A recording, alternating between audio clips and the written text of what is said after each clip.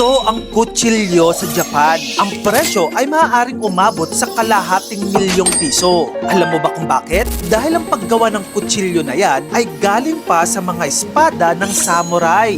Hopo, yung kutsilyo na ginagamit nila panghiwa ng sibuyas, descendant yan ng katana. Isa sa pinaka-deadly na armas sa kasaysayan. At noong nawala ang panahon ng mga samurai, hindi nawala ang mga gumagawa ng espada nila. Nagpalit lang sila ng ginagawa. From espada, naging kutsilyo. Kaya ngayon, may mga Japanese chef knives na umaabot ng 50,000 pesos, 100,000 pesos, hanggang 150,000 plus. Pero wait, teka lang ha, kutsilyo lang yan? Bakit sobrang mahal ng Japanese chef knives? Hindi ito parang ordinaryong kutsilyo na mass-produce. Ang high-end Japanese knives, ginagawa ng isang master craftsman. Minsan pa nga buong pamilya ang gumagawa ng isang kutsilyo. At ang pinaka-wild, yung kutsilyo pwedeng abutin ng ilang linggo o ilang buwan para gawin. May proseso pa sila na ginagawa na iinitin nila yung bakal, paulit-ulit na mamartilyuhin, isi-shape, ipapolish, at isa-sharpen manually. In short, hindi siya produkto.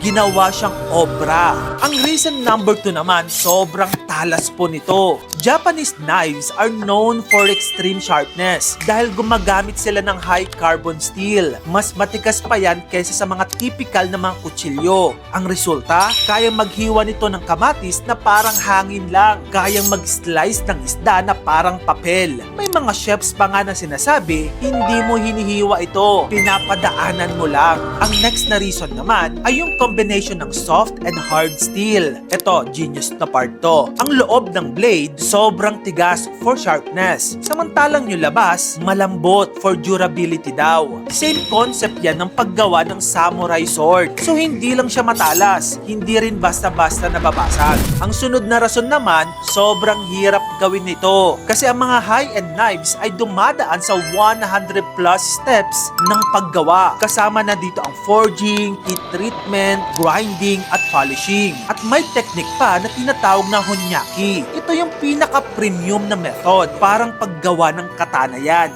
Sobrang hirap gawin at sobrang konti lang ang may alam gumawa. Kaya ang presyo, nako, sobrang mahal na. Reason number 5 ay yung rarity at legacy. Hindi lahat kayang gumawa nito. Sa Japan, ang pagiging master blacksmith, inaabot yan ng ilang taon, minsan pa nga ilang dekada para matutunan. Kaya ang isang kutsilyo, hindi lang yan bakal sa Japan. May pangalan yan ng gumawa at yon ang isa sa binabayaran mo.